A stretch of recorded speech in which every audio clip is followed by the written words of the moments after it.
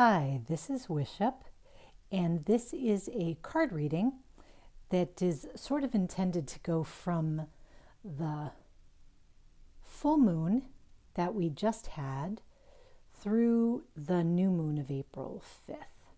Let me get my camera focused here. So I'm a little late doing this, and actually I kind of wanted to do it when everything was at 23 degrees. There is an awful lot of pressure at the 23-degree point from planets and points like the nodes. It's been kind of heavy duty.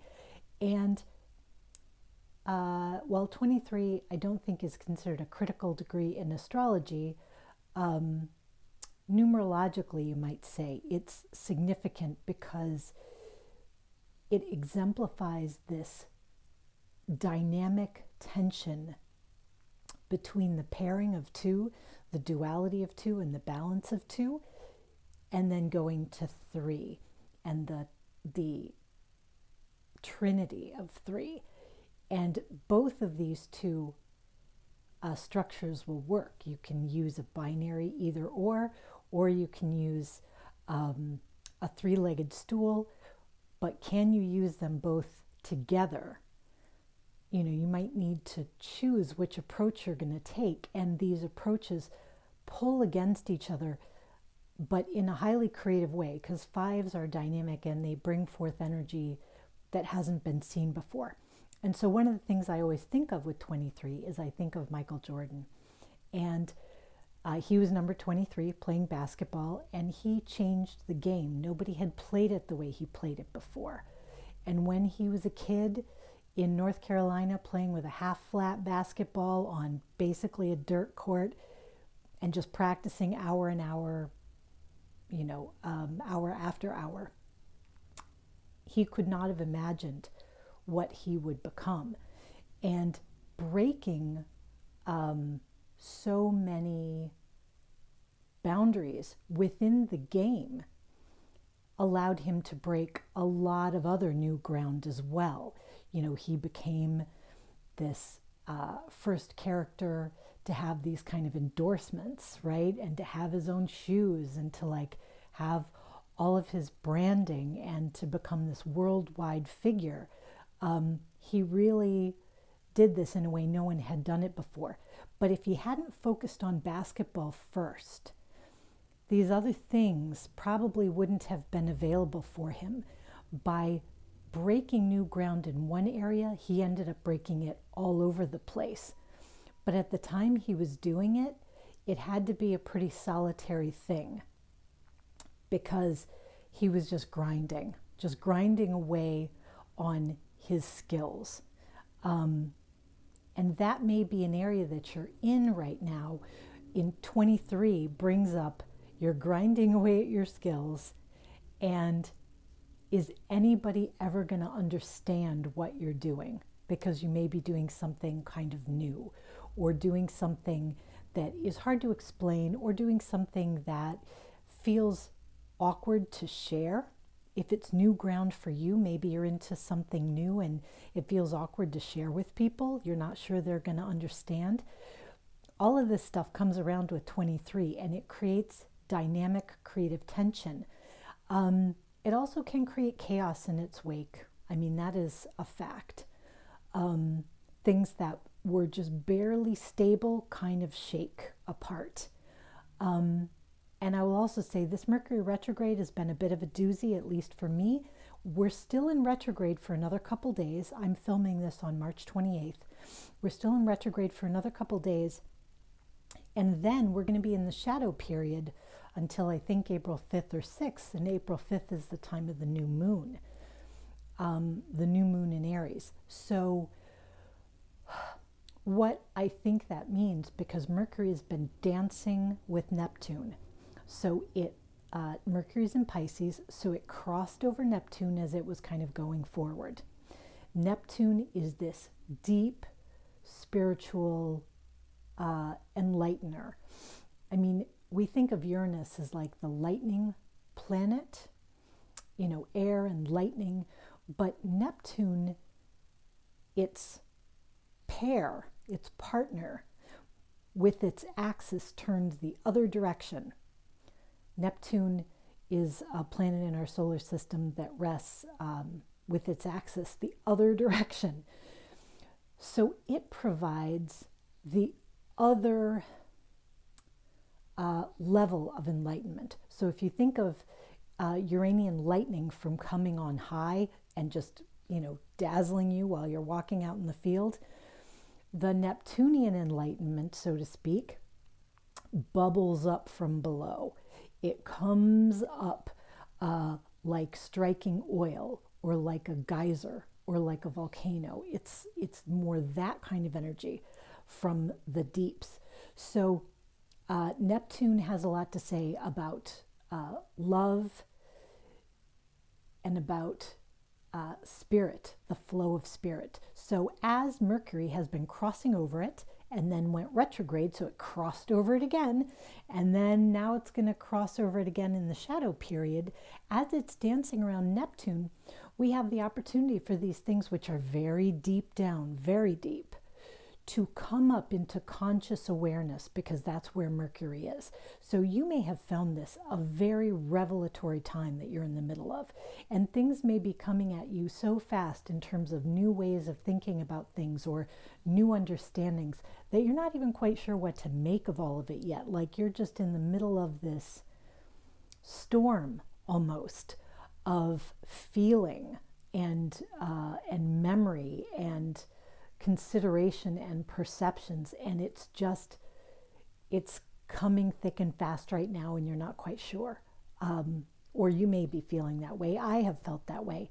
I've been getting it too, and this Mercury retrograde has been a doozy for me. I have, even as I said in my video, don't push things to the limit, because you're not going to have a lot of wiggle room, and things that would normally go your way aren't going to go your way. And even though I said that in the video, and I've been trying to give myself extra time and space, my brain has been so muddled, it was not even enough. I gave myself a lot of extra time, and I still ended up getting, screwed up in a few different ways.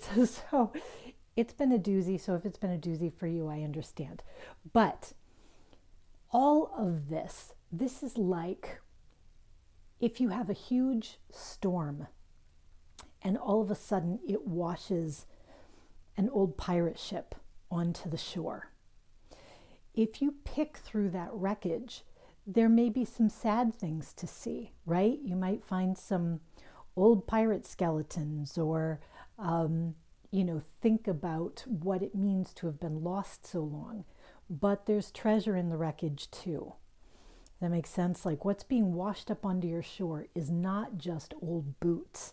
It's treasure as well. So thinking about finding the gold within the old tires and boots of this spiritual storm is where I think the future lies.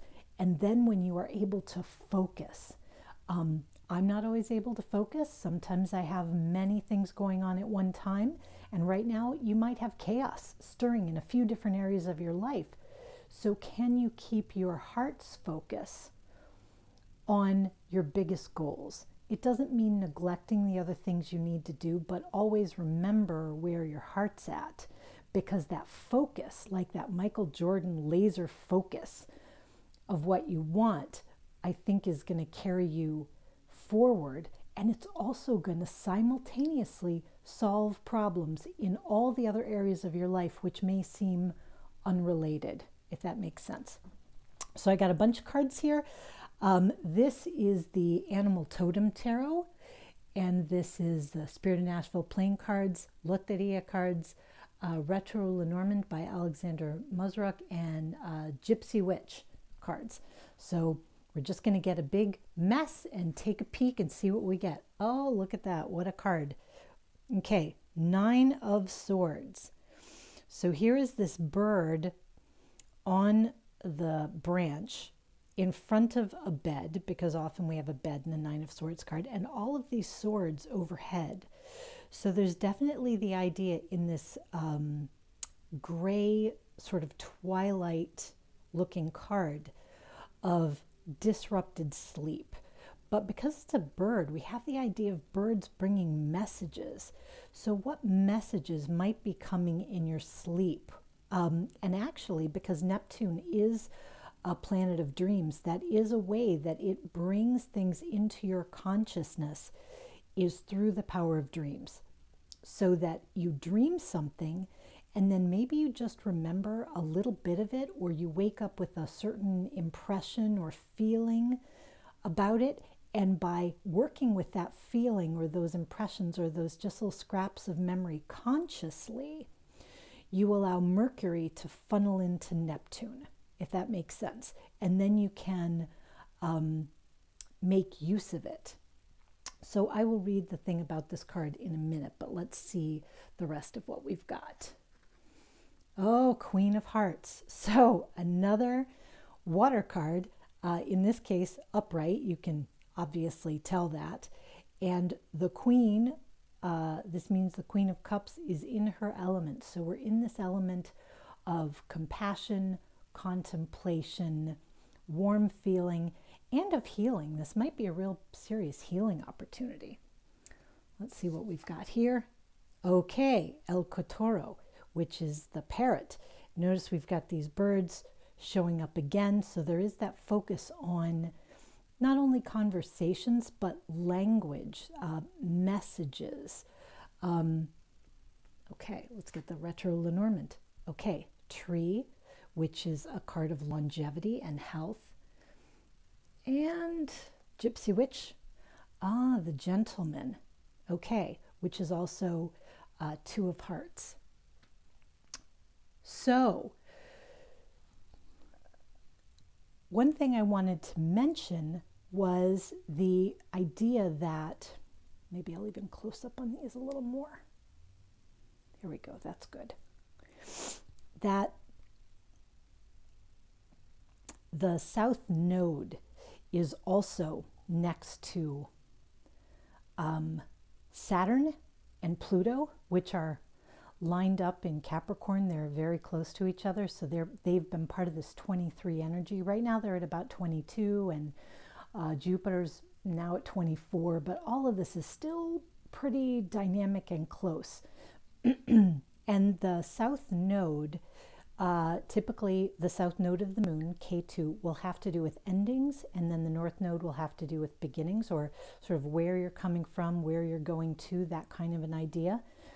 So because the South Node of endings is next to Pluto and is next to Saturn, we definitely have the idea of endings here, things which are wrapping up, finishing up, and they may be finishing up with a little bit of chaos. K2 sometimes leaves a little wildness in its wake, and with Mercury having been retrograde, these dynamic 23s, it is possible that things which are ending chaotically or ending with some difficulty.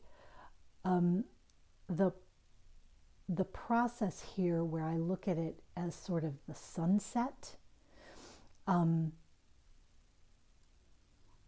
because the moon is currently waning, I think of it as sort of the sunset of the moon, right? So if the full moon is like noon for the sun, then the waning moon is like sunset. And sunset is a very rich, symbolical thing. This is almost sort of a sunset kind of scene, which makes sense with the tree's association with longevity. When we look at sunsets, symbolically, they tend to have to do with the west in terms of direction. They also will have to do with cups, which is amply represented here. They will have to do with emotion, feeling. They have to do with endings, but they also have to do with longevity, immortality. The island of Avalon, the island of the Hesperides, the places of the magical immortality fruits are always in the West, in the Golden West. So the idea might be that there is a bit of a time of darkness that you're experiencing. It could be a darkness just because you you haven't understood where you're going to go yet, or you haven't funneled this subconscious guidance and instinct into the conscious yet. And if you haven't, you're probably feeling it as some sort of pressure, because I think that the unseen right now, in terms of intuition, hunches, synchronicities, it could be ancestral contacts, it could be people popping into your mind you haven't thought of in a long time.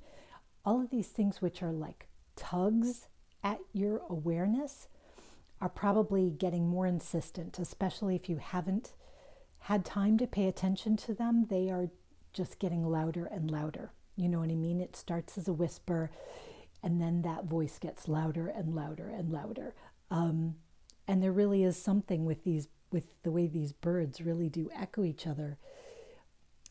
This parrot will have to do with conversations, but also what can be superficial conversations, can be gossip, can be idle talk. This is in this area, and it's really looking this way, which is sort of toward the past. This is looking this way, and this is a Mercury associated card, also a Gemini associated card, and it seems to indicate to me that the idea of gossip,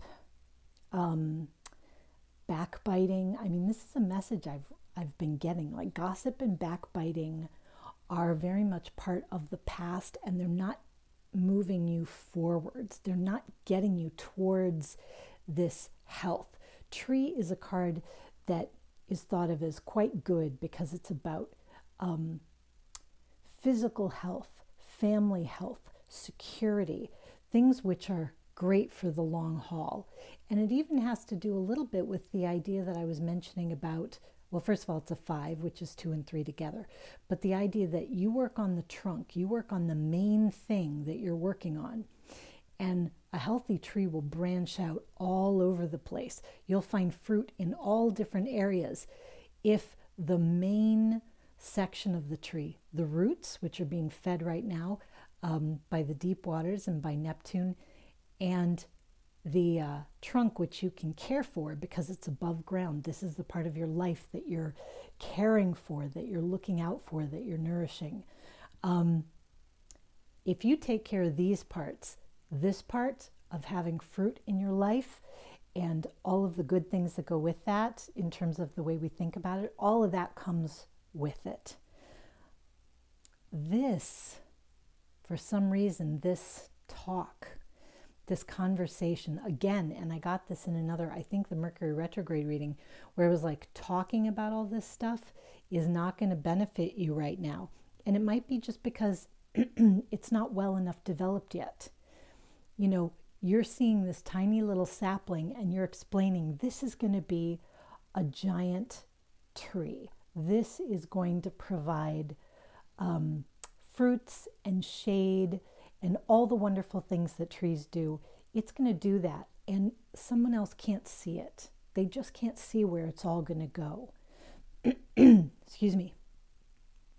And this particular Queen of Hearts, which is often, you know, a woman. It could be a woman's involvement and a nice one. But you see here, she's creative. She's energized. She's charming. She's got all those qualities going for her. And here she is looking at the gentleman, and we have the 2 of Hearts. So this doesn't necessarily have to mean that this is a romantic pairing, but it certainly could be.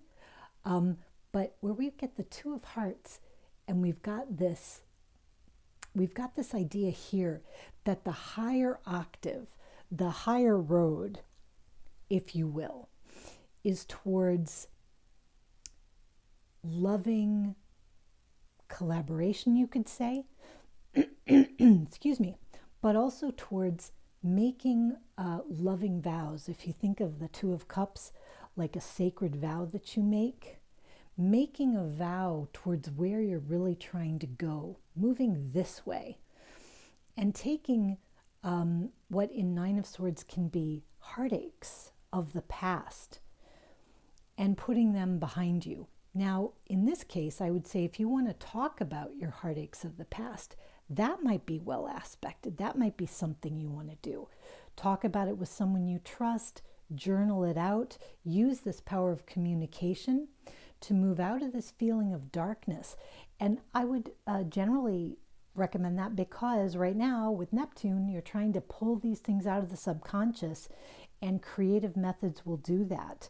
You know, write a song, write a poem, journal, doodle, do anything you can think of, anything that you like that provides you a way to tap into your creative energies to see what it tells you. It's almost like, you know, once the tree bears the fruit, we all know it's an apple tree because we can see the apples. If you start pulling forth these deep feelings in a creative way, then you can look at them and really understand what they are.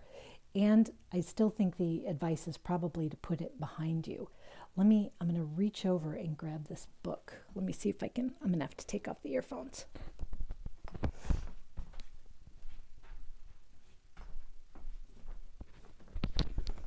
Okay. This is the Animal Totem Tarot book. It's by Lisa Roberts and Eugene Smith. Do you see how huge this book is? This is like a really splendid book. You get a full color picture, you get a lot of description and ideas for ways to use them. So if you're a person who loves to have a really meaty, thoughtful book that goes with a totem or goes with the tarot, the Animal Totem Tarot definitely has that. So I'm going to see if there's anything else in this Nine of Swords that we should be thinking about.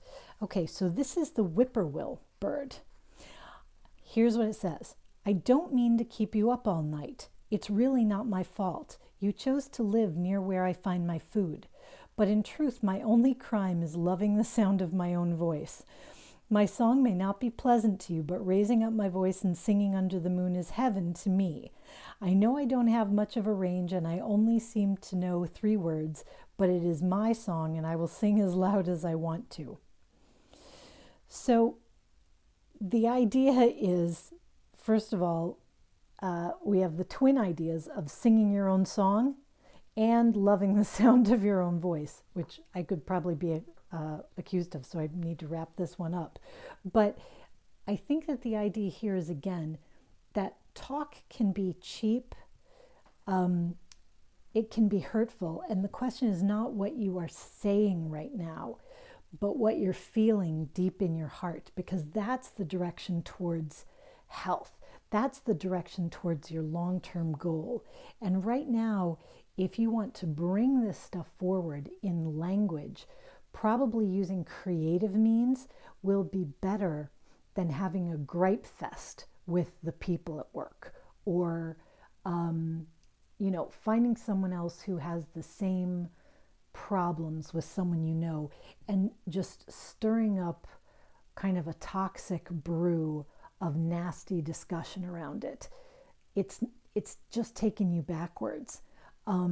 It's not that we aren't all prone to notice things that we're upset about, but right now in this kind of chaotic but also highly fertile time, things are manifesting. Your thoughts are manifesting. Your feelings are manifesting, even in ways that you don't quite see yet.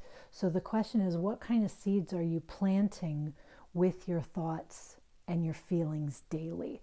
It doesn't mean that if you don't get your wishes come true, you've failed and you're a bad person or anything like that. But this is actually a very fertile time. It is, of course, the time of year, the beginning of spring anyway.